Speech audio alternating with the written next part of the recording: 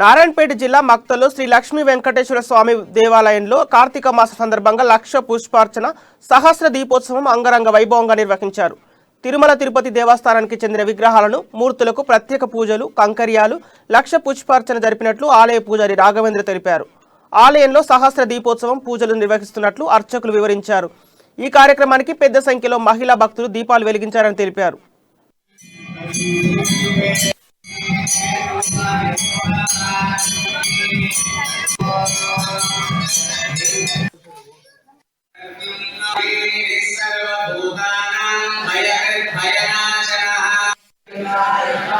కళ్యాణాద్భుత గాత్రాయ కామితార్థ ప్రదాయినే శ్రీమద్వేంకటనాథాయ శ్రీనివాసాయ మంగళం.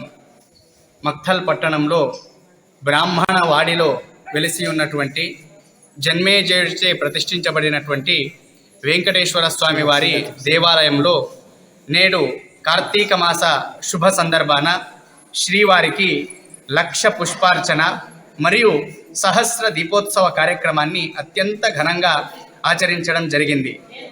లక్ష్మీ వెంకటేశ్వర స్వామి వారి ఉత్సవ విగ్రహాలను సాక్షాత్ తిరుపతి నుంచే తెచ్చినటువంటి ఉత్సవ విగ్రహాలను ఇక్కడ విశేషంగా అర్చామూర్తిగా భగవంతునికి విశేష కైంకర్యాలను కూడా ప్రతిరోజు నిర్వహిస్తూ ఉండేటటువంటి ఒక దృశ్యాన్ని దేవాలయంలో మనం గమనించవచ్చు. అటువంటి ఉత్సవమూర్తులకు నేడు లక్ష పుష్పార్చన విశేషమైనటువంటి పుష్పములతో అర్చించి అదేవిధంగా కార్తీక మాస శుభ సందర్భాన సహస్ర దీపోత్సవ కార్యక్రమాన్ని కూడా అర్చక స్వాములచే విశేషంగా ఆచరించడం జరిగింది.